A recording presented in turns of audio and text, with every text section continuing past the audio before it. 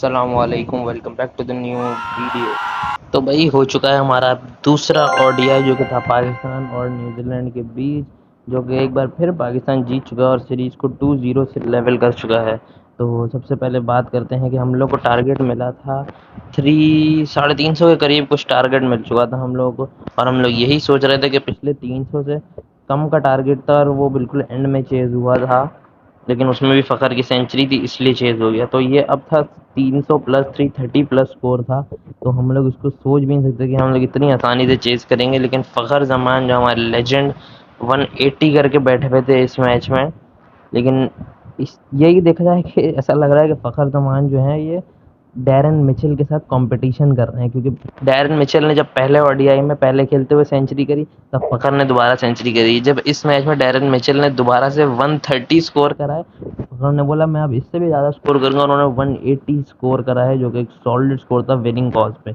इसी के साथ साथ बात करते हैं रिजवान की, जो कि आए हैं लास्ट विकेट, मतलब फ़खर जमान के साथ उन्होंने ही खेली है, और उनकी तरफ से ही T20 वाली इनिंग्स थी जिसमें उन्होंने 30 कुछ बॉलों पे 50 करी है, जिसकी वजह से हम लोग जल्दी जीते हैं। क्योंकि जिस तरह से बाबर आजम ओडीआई बाबर आजम हो गए, और नीचे से जो अब्दुल्ला शफीक भी जल्दी आउट हो गए, बाबर आजम की ओडीआई की इनिंग्स थी, मतलब नॉर्मली चल रही थी, किसी ने भी जो है तेज स्ट्राइक रेट के साथ जीतने की कोशिश नहीं करी।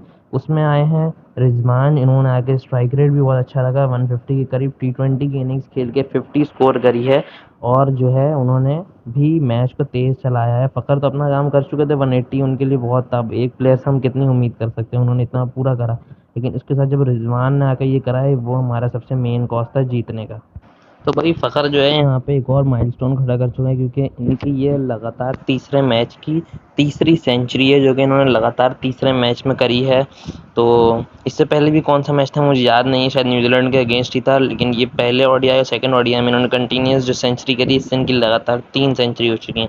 इससे पहले पाकिस्तान के कोई और भी हैं लेजेंड जो थे, और उसके बाद थे बाबर आजम सेकंड नंबर पर, जिन्होंने 2 बार अपने करियर में 3 सेंचुरियाँ लगातार करी हैं। अब फ़खर का नाम भी आ चुका है, लेकिन फास्टेस्ट जो है पता नहीं कितने रन है, उतने रन के बाद 67 इनिंग्स में उन्होंने इतने रन बनाए हैं फ़खर जमान ने, और वो बाबर आजम के क्रॉस कर चुके हैं। सबसे ऊपर हाशिम आमला आते हैं, जिन्होंने 56 इनिंग, उसके बाद पता नहीं कौन है, फिर फ़खर जमान आ गए हैं 67 इनिंग, और बाबर आजम है 68 इनिंग्स में, जिन्होंने ये स्कोर करा है। टोटल मेरे ख्याल में 4000 है या 12,000 कुछ रन हैं उनके।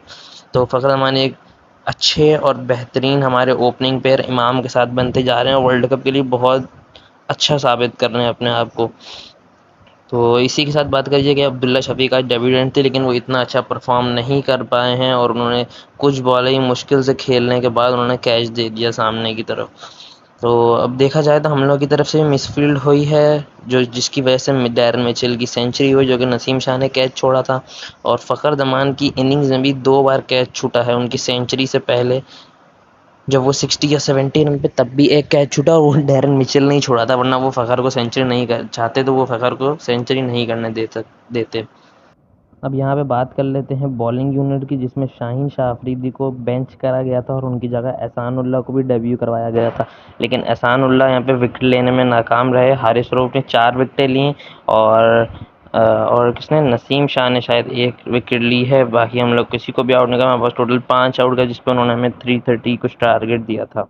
तो बॉलिंग यूनिट फ्लॉप हुआ, बस हारिस रऊफ ने विकेट लिए हैं, वो डिफेंड इतना भी नहीं कर पाए, तो उनको भी रन पड़े हैं, लेकिन 4 विकेटें उन्होंने ली हैं।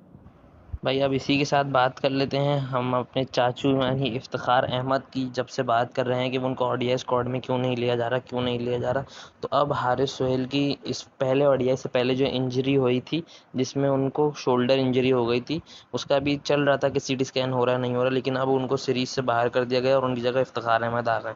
तो अब जो तीसरा ओडीआई है कराची के अंदर, उसमें इफ्तिखार अहमद ज्वाइन कर लेंगे, जो कि गुड न्यूज़ है, क्योंकि T20 बैटर स्क्वाड में होना चाहिए, क्योंकि वो ताकि वो एंड में अगर 1-2 बॉलों पे 6-7 रन रह जाए तो उसको हिट करके जीत सके। तो भाई ये थी आज की न्यूज़ दूसरे ओडीआई के बाद तक की। बस उम्मीद करते हैं 3 ओडीआई बचे हैं, वो तीनों भी हम लोग जीत के 5-0 से ये सीरीज़ जीतें, तो पाकिस्तान की टीम नंबर 1 ओडीआई टीम बन जाएगी वर्ल्ड कप से पहले। तो अब तीसरे ओडीआई में उम्मीद करते हैं पाकिस्तान जीत जाए। जब तक के लिए देखते रहिए इस अननोन बंदे को। वीडियो अच्छी लगी तो वीडियो को लाइक करें, चैनल को सब्सक्राइब करें। अल्लाह हाफ़िज़।